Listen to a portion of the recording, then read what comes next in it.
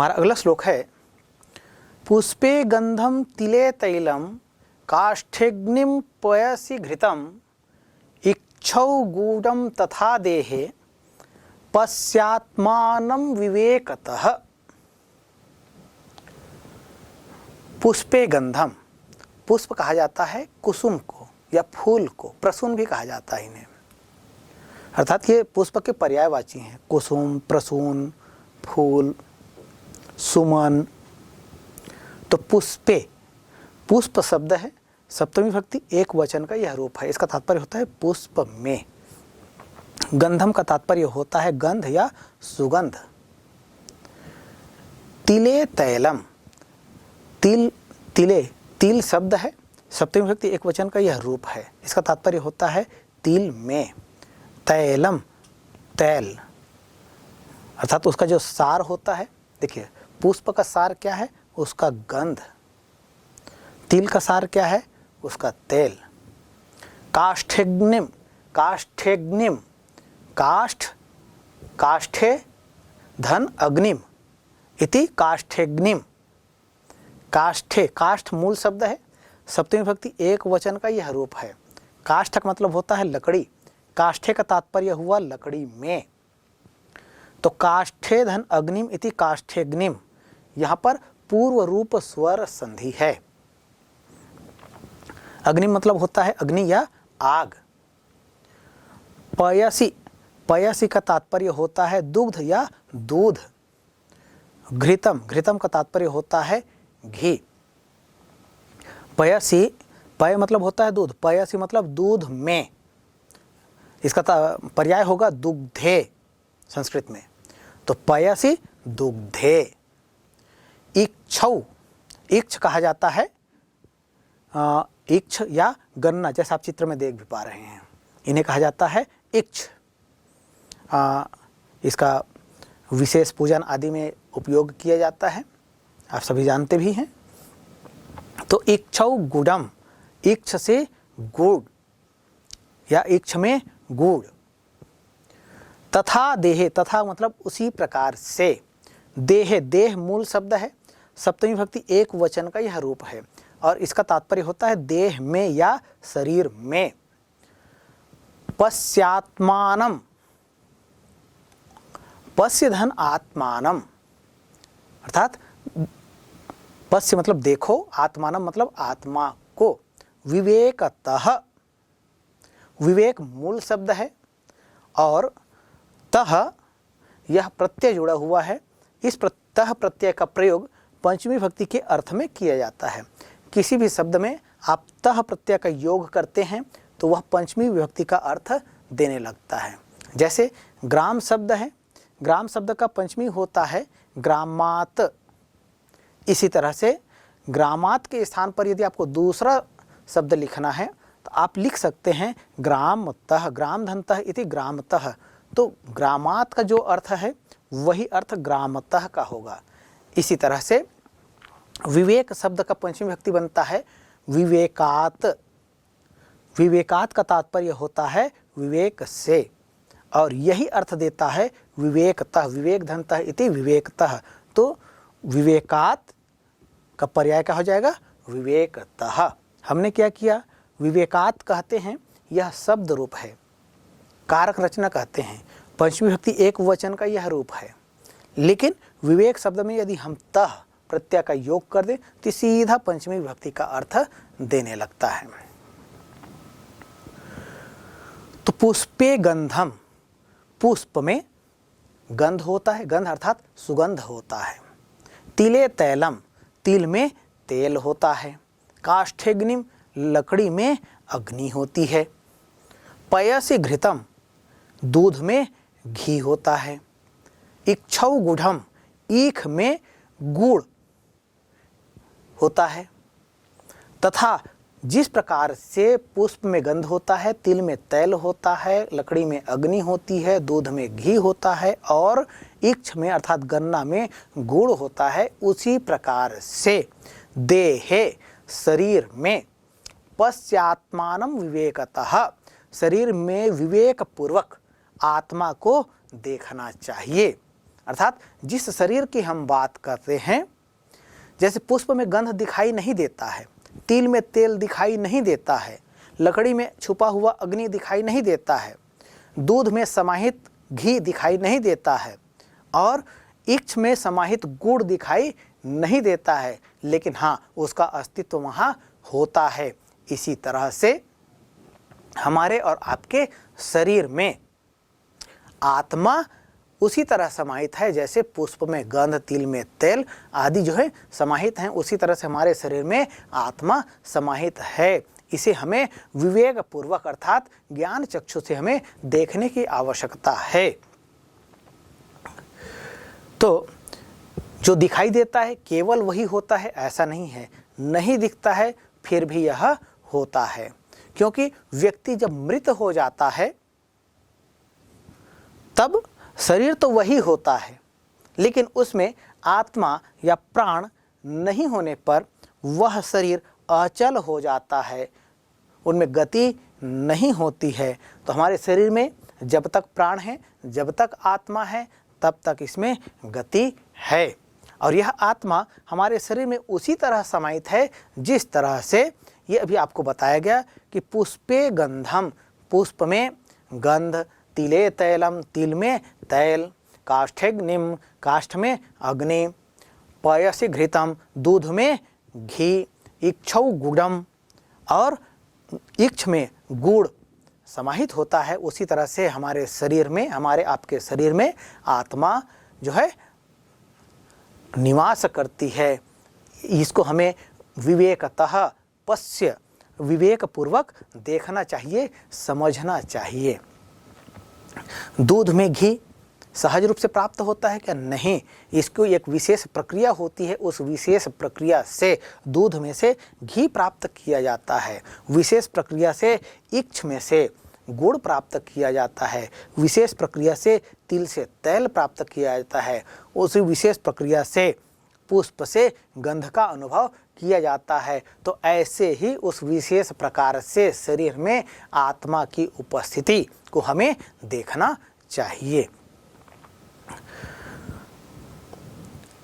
यह जो श्लोक है, इस श्लोक से संबंधित कुछ प्रश्न पूछे जाएंगे, जैसे काष्ठेग्निम इति पदस्य संधि विच्छेदम कुरुत। तो काष्ठेग्निम, इस पद का संधि विच्छेद कीजिए। तो काष्ठे धन अग्निम इति काष्ठेग्निम, पूर्व रूप स्वर संधि। पश्यात्मानम, पश्य धन आत्मानम इति पश्यात्मानम।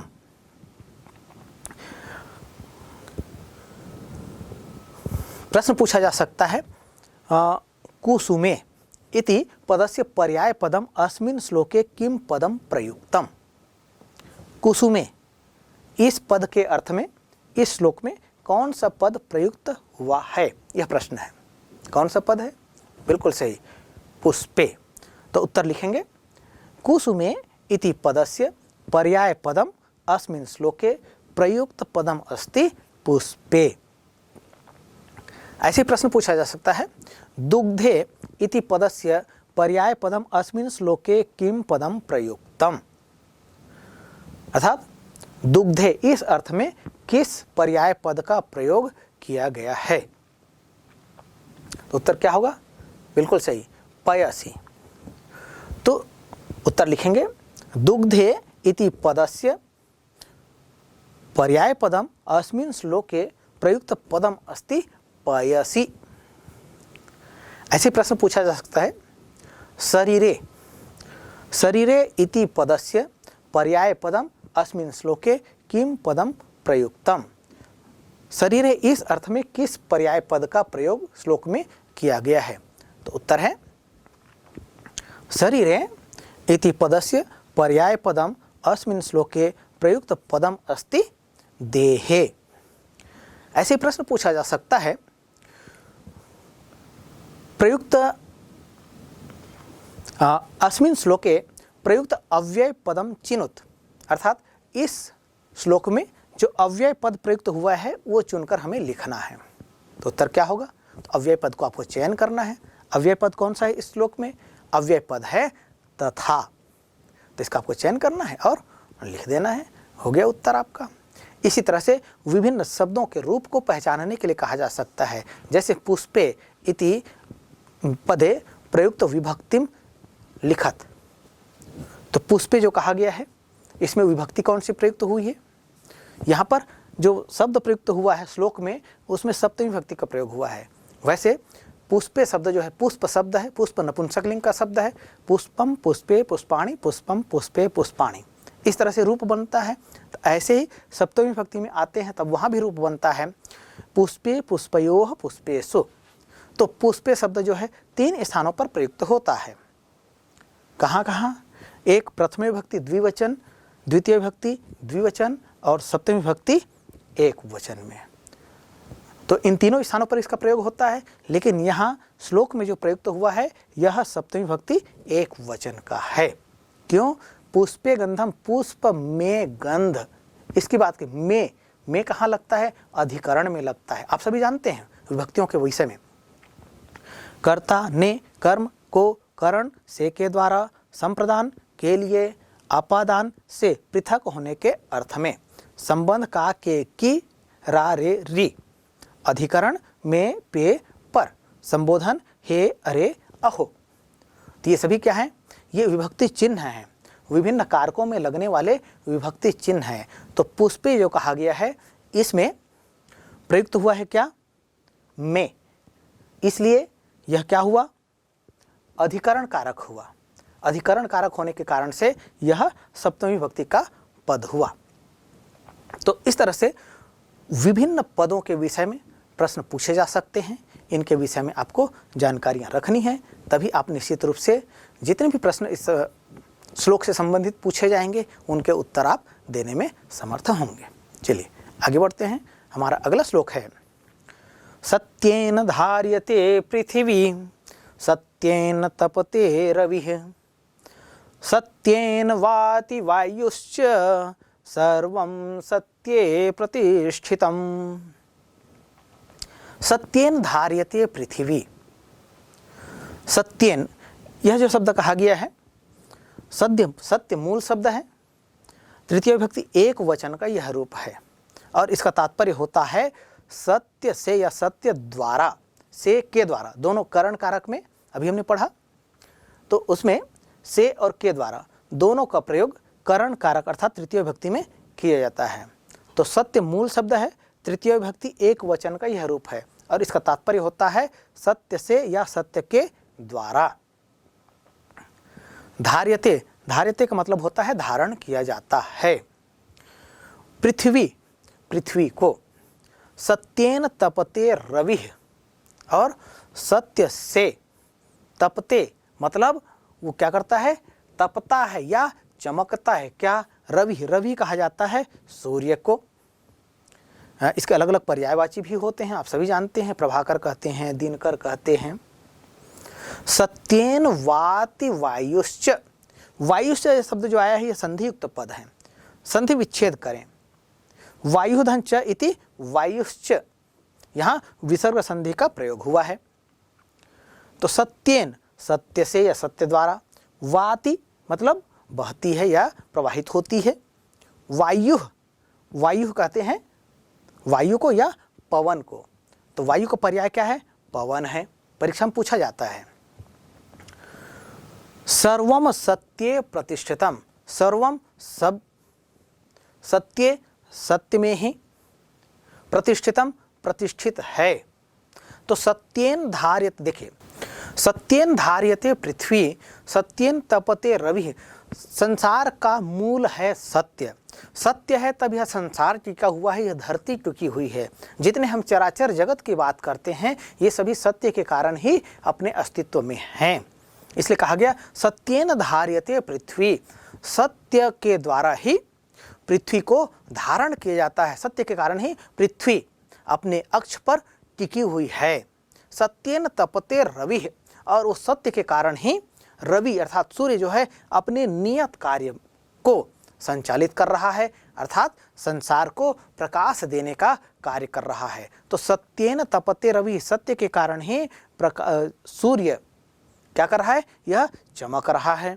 सत्येन वाति वायुश्च, और सत्य के कारण ही वायु जो है संपूर्ण संसार में प्रवाहित हो रही है। सर्वम सत्ये प्रतिष्ठितम, इस संसार में जितना कुछ हो रहा है, जितनी चीजें हैं जो अपने अस्तित्व में हैं, विशेषकर प्रकृति, ये सभी जो हैं सत्य के कारण ही प्रतिष्ठित है। इसलिए कहा गया सर्वम सत्ये प्रतिष्ठितम, सब कुछ सत्य में ही प्रतिष्ठित हैं। तो सत्येन धार्यते पृथ्वी, सत्य के द्वारा पृथ्वी को धारण किया जाता है। देखिए, विभिन्न परीक्षाओं में पूरे श्लोक का भावार्थ पूछा जा सकता है, अर्थ पूछा जा सकता है, या श्लोक में जो 4 चरण हैं उन 4 चरणों में से किसी एक चरण को एक वाक्य के रूप में लिया जाए और उसका अर्थ पूछा जा सकता है। जैसे सत्येन धार्यते पृथ्वी, अस्मिन पदस्य अर्थम या भावार्थम लिखत, अर्थात सत्येन धार्यते पृथ्वी, इस पद का, इस वाक्य का अर्थ लिखिए। तो क्या होगा? तो सत्य के द्वारा ही पृथ्वी धारण किया जाता है। सत्येन तपते रवि, और इसका भी अर्थ पूछ दिया गया, क्या होगा उत्तर? बिल्कुल सही। तो सत्य के द्वारा ही रवि या सूर्य तपता है या चमकता है। सत्येन वाति वायु, यह भी एक वाक्य है। देखिए, ये छोटे छोटे वाक्य हैं, ये सभी सूक्ति भी हैं। सुभाषित श्लोकों को तो हम पढ़ ही रहे हैं, लेकिन साथ ही ये जो पद आ रहे हैं, सत्येन धार्यते पृथ्वी, ये सूक्ति भी है। सत्येन तपते रवि, यह भी सूक्ति है। सत्येन वाति वायु, यह भी सूक्ति है। सर्वम सत्ये प्रतिष्ठितम, यह भी सूक्ति है। तो सूक्तियों से मिलकर के यह सुभाषित श्लोक बना हुआ है। तो सत्येन वाति वायु, और सत्य के द्वारा ही वायु प्रवाहित हो रही है। सर्वम सत्ये प्रतिष्ठितम च, और सब कुछ सत्य के कारण ही या सत्य में ही प्रतिष्ठित है। तो सार क्या है? सार है सत्य। सत्य है तो संपूर्ण चराचर जगत है, सब का अस्तित्व है। हमारा आपका अस्तित्व उस सत्य के कारण ही है। प्यारे बच्चों, अभी हमने अध्ययन किया पाठ सुभाषितानि। इस पाठ के हमने विभिन्न श्लोकों को देखा। पाठ के श्लोक जो है बहुत महत्वपूर्ण है, न केवल पढ़ने की दृष्टि से, अपितु इन श्लोकों को हमें कंठस्थ भी कर लेना चाहिए। वो इसलिए क्योंकि विभिन्न परीक्षाओं में कंठस्थीकरण से संबंधित प्रश्न पूछे जाते हैं। कंठस्थ श्लोकों को परीक्षाओं में लिखने के लिए कहा जाता है। तो ऐसी स्थिति में निश्चित रूप से नीति एवं ज्ञान से युक्त ये जो सुभाषित हैं, ये हम सब के लिए उपयोगी सिद्ध होंगे। तो आप सभी इन श्लोकों के अर्थ को समझें, भावार्थ को समझें, विभिन्न पदों को समझें, और इनसे संबंधित जो प्रश्न पूछे जा सकते हैं उन प्रश्नों की तैयारी करें, और साथ ही इन श्लोकों को कंठस्थ भी करें, ताकि परीक्षा की दृष्टि से भी या अपने ज्ञान वृद्धि की दृष्टि से भी ये उपयोगी सिद्ध हों। आइए, पाठ में जो शब्दार्थ दिए हुए हैं उन्हें देखते हैं। शब्दार्थाः ब्रह्म विदाम, इसका तात्पर्य होता है ब्रह्म ज्ञानियों का। पातकम, पातकम का तात्पर्य होता है पाप। परेशान, परेशान का तात्पर्य होता है दूसरों के। परिपीडनाय, दूसरों को दुख देने के लिए। खलस्य, खल कहते हैं दुष्ट को। तो खलस्य का तात्पर्य क्या हुआ? खल शब्द में षष्ठी विभक्ति का प्रयोग हुआ। षष्ठी विभक्ति एक वचन का यह रूप है। तो खल का मतलब दुष्ट, तो खलस्य मतलब दुष्ट का। भुवि, भुवि का तात्पर्य होता है पृथ्वी पर। रोहति, इसका तात्पर्य होता है चढ़ता है या बढ़ता है। उपचीयते, उपचीयते का तात्पर्य होता है बढ़ता है। विमृशन्तः, विचार करते हुए। मृगाः, मृगाः का तात्पर्य होता है पशु या हिरण आदि। अभ्युपेतम, अभ्युपेतम का तात्पर्य होता है युक्त। इक्षौ, इक्षौ का तात्पर्य होता है ईख में या गन्ना में। धार्यते, धार्यते का तात्पर्य होता है धारण किया जाता है। तो ये इस पाठ के शब्दार्थ हुए। अब आइए हम अभ्यास को देखेंगे। आइए अभ्यास प्रश्नों को हल करते हैं। निर्देश है, अधोलिखितेषु शब्देषु उचितम संधि चिनुत, अर्थात नीचे लिखे हुए शब्दों में उचित संधि को चुनकर लिखिए। अर्थात यहाँ कुछ शब्द दिए हुए हैं, उनके संधि विच्छेद भी दिए हुए हैं। कौन सा संधि विच्छेद सही है, इसका हमें चयन करना है। छिन्नोपि,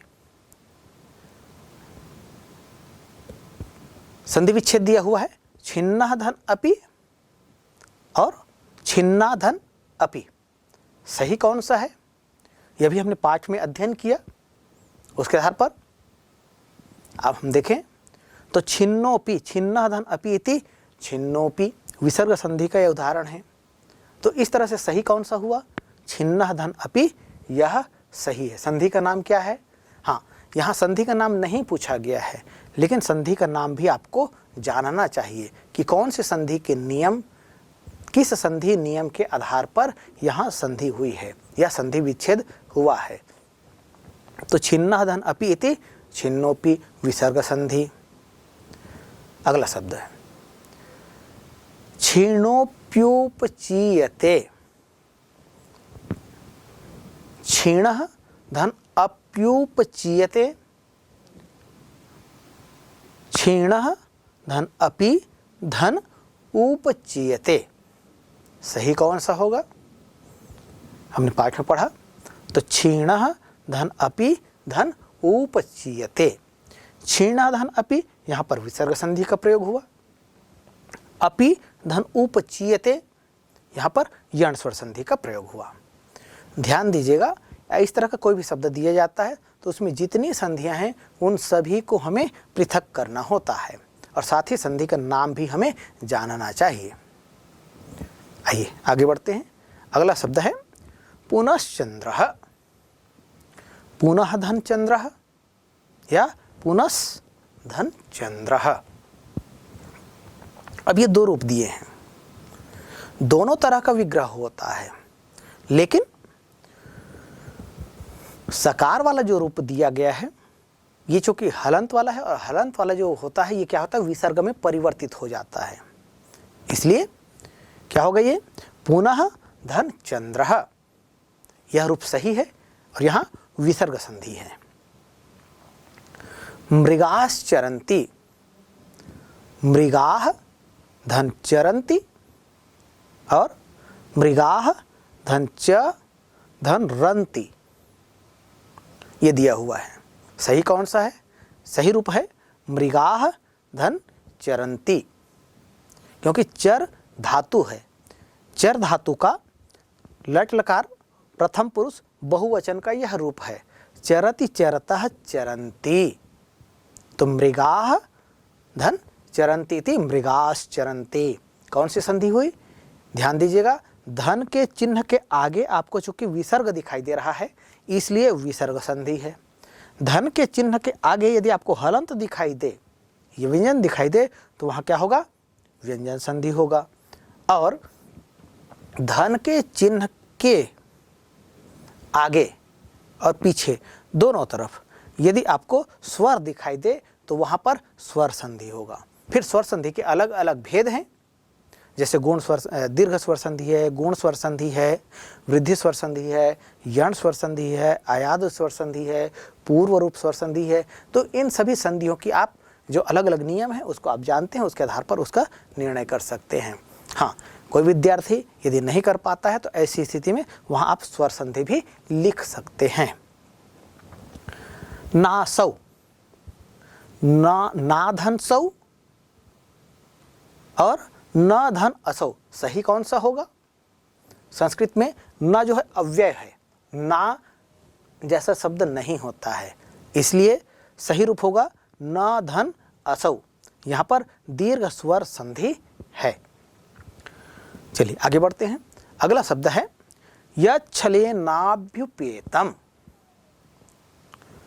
यत् धन छलेन धन अभि धन उपेतम और यच धन छलेना धन अभि धन उपेतम।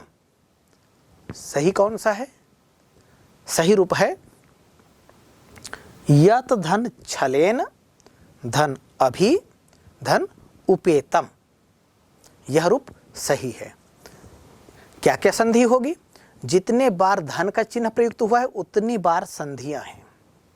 यत धन छलेन, धन के चिन्ह के आगे यहाँ पर व्यंजन है इसलिए व्यंजन संधि होगा। छलेन धन अभि, न में अ है और धन के आगे भी अभि का अ दिख रहा है इसलिए यहाँ पर क्या होगा?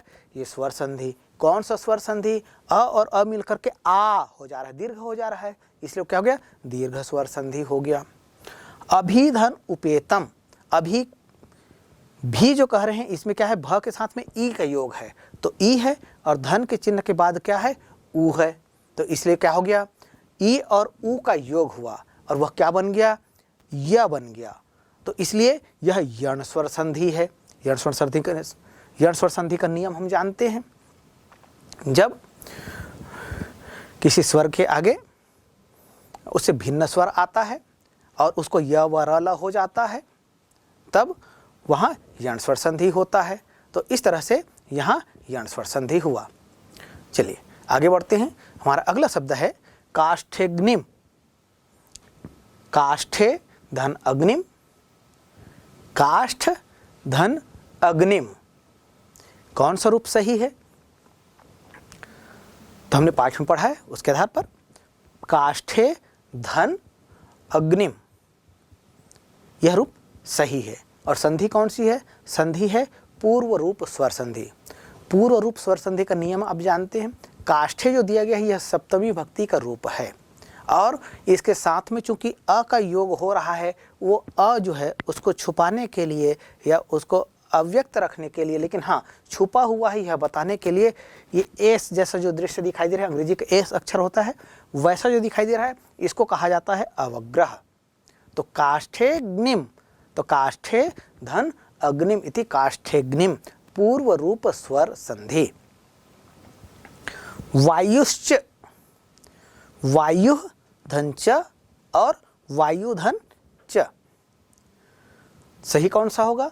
सही रूप है वायु धन च। यहां पर विसर्ग संधि का प्रयोग हुआ है। पश्चात्मानम, पश्चात्मा धन्नम और पश्य धन आत्मानम। सही कौन सा होगा?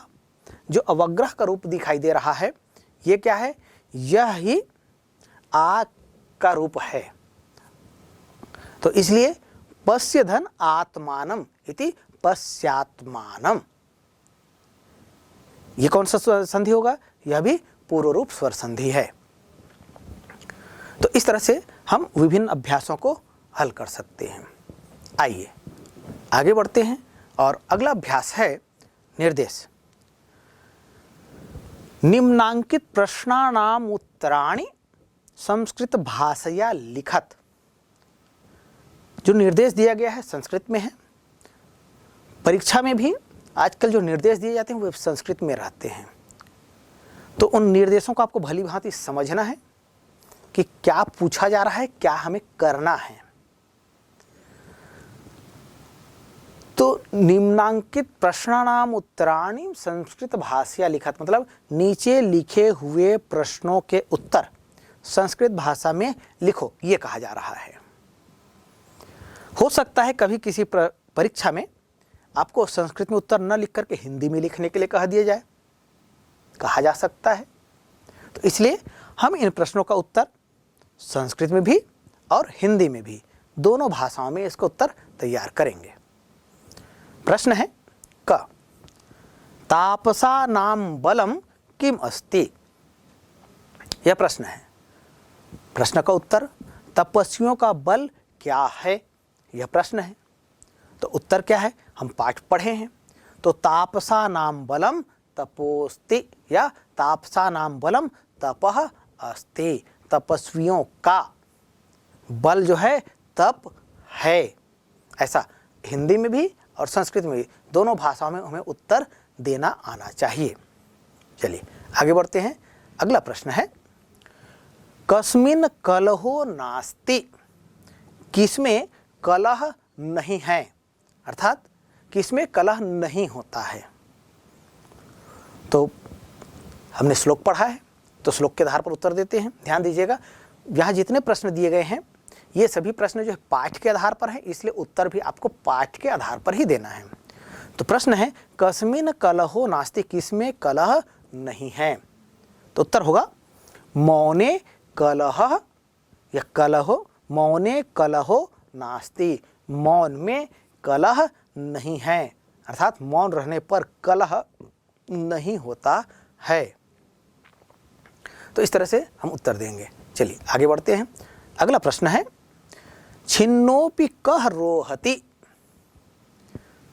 छिन्नोपि काटने पर भी, कह मतलब कौन, रोहति मतलब बढ़ता है, काटने पर कौन बढ़ता है, किसके बारे में पाठ में कहा गया है। पाठ वहाँ कहा गया है वृक्ष के बारे में, तरु के बारे में। तो उत्तर लिखेंगे छिन्नोपि तरुः रोहति, अर्थात काटने पर भी वृक्ष बढ़ता है। हो गया उत्तर। चलिए आगे बढ़ते हैं। अगला प्रश्न है सभायाः का परिभाषा, अर्थात सभा की क्या परिभाषा बताई गई है, सभा की क्या विशेषता बताई गई है। ध्यान दीजिएगा, उत्तर जो है हमेशा प्रश्न की भाषा में देने का प्रयास करना चाहिए। तो सभायाः परिभाषा अस्ति, सभा की परिभाषा है, क्या है, यत्र वृद्धाः सन्ति सा एव सभा, अर्थात जहाँ वृद्ध होते हैं वह सभा है, अर्थात वृद्धों, सभा में वृद्धों का होना आवश्यक है। यह सभा की परिभाषा या सभा की विशेषता बताई गई है। अगला प्रश्न, केन धार्यते पृथ्वी, किससे पृथ्वी धारण किया जाता है, किससे पृथ्वी जो है धारण की जाती है। तो सत्येन धार्यते पृथ्वी, सत्य से पृथ्वी धारण की जाती है। तो इस तरह से जो प्रश्न पूछे जा रहे हैं, ध्यान दीजिएगा, यहाँ जितने प्रश्न दिए गए हैं ये केवल नमूना मात्र हैं। आवश्यक नहीं कि परीक्षाओं में इन्हीं में से प्रश्न पूछे जाएं। हमने पूरा पाठ पढ़ा है, पूरे पाठ में से भी प्रश्न पूछे जा सकते हैं। तो ये आपकी एक तैयारी के लिए है, आपकी समझ के लिए है कि इस तरह के प्रश्न पूछे जाते हैं, इसीलिए इसका अभ्यास कहा गया है। चलिए हम अगले अभ्यास की ओर आगे बढ़ते हैं। अगला निर्देश है अधो प्रदत्तानां प्रश्नानां उत्तराणि हिंदी भाषया लिखत, नीचे लिखे हुए प्रश्नों के उत्तर हिंदी भाषा में लिखिए। ये निर्देश है, लेकिन किसी परीक्षा में हो सकता है कि यहाँ भी जो प्रश्न दिए जाएंगे उन्हीं प्रश्नों को आपको संस्कृत में उत्तर लिखने के लिए भी कहा जा सकता है। तो आप इन प्रश्नों के उत्तर भी हिंदी में भी तैयार करें और संस्कृत में भी तैयार करें। आइए देखते हैं प्रश्न। प्रश्न है खलस्य शक्ति किमर्थम भवति, दुष्ट की शक्ति किस लिए होती है। तो उत्तर है खलस्य शक्ति परिपीडनाय भवति, अर्थात दुष्ट की शक्ति दूसरों को पीड़ा देने के लिए होती है। हो गया उत्तर। चलिए आगे बढ़ते हैं। अगला प्रश्न है विद्यार्थिनः किम त्यजेत, विद्यार्थियों को क्या त्याग देना चाहिए। क्या त्यागना चाहिए। विद्यार्थिनः, उत्तर है विद्यार्थिनः सुखम त्यजेत, विद्यार्थियों को सुख त्याग देना चाहिए। तो इस तरह से आप हिंदी और संस्कृत दोनों में उत्तर तैयार करते जाएं। अगला प्रश्न है चंद्रः कम उपचीयते। अगला प्रश्न है चंद्रः कथम उपचीयते, चंद्रमा कैसे बढ़ता है। कैसे बढ़ता है, पहले घटता है फिर बढ़ता है। तो चंद्रः क्षीणः अपि उपचीयते, घटने पर भी बढ़ जाता है, अर्थात पहले घटता है फिर वह क्रमशः बढ़ता है। तो चंद्रः क्षीणः अपि उपचीयते। कनकम कैः परीक्ष्यते। कनक मतलब सोना, कैः मतलब किन किन विधियों से, परीक्षते परीक्षा किया जाता है, अर्थात सोने की किन किन विधियों से परीक्षा की जाती है। किन किन विधियों से की जाती है, आइए उत्तर। कनकम निघर्षण छेदन ताप ताडनैः, पाठ में हमने पढ़ा है। तो निघर्षण छेदन ताप ताडनैः इति चतुर्भिः कनकम परीक्ष्यते, अर्थात निघर्षण घिसने से, छेदन काटने से, ताप तपाने से, ताजने और पीटने से, इन 4 प्रकारों से चतुर्भिः कनकम परीक्षते, सोने की परीक्षा की जाती है। कौन कौन से प्रकार से? एक, घिसने से, काटने से, ताप देने से और पीटने से, इन 4 प्रकारों से सोने की परीक्षा की जाती है। अगला प्रश्न है, विवेकतः आत्मानं कुत्र पश्य, विवेक पूर्वक कहाँ देखो या कहाँ देखना चाहिए। तो विवेकतः आत्मानं अर्थात विवेक पूर्वक आत्मा को कहाँ देखना चाहिए या कहाँ देखो, ये कहा गया है। उत्तर होगा विवेकतः आत्मानं देहे पश्य, विवेक पूर्वक आत्मा को शरीर में देखो या विवेक पूर्वक आत्मा को शरीर में देखना चाहिए। तो इस तरह से हम इस अभ्यास के उत्तर लिख सकते हैं। चलिए अगला प्रश्न है, अगला अभ्यास है,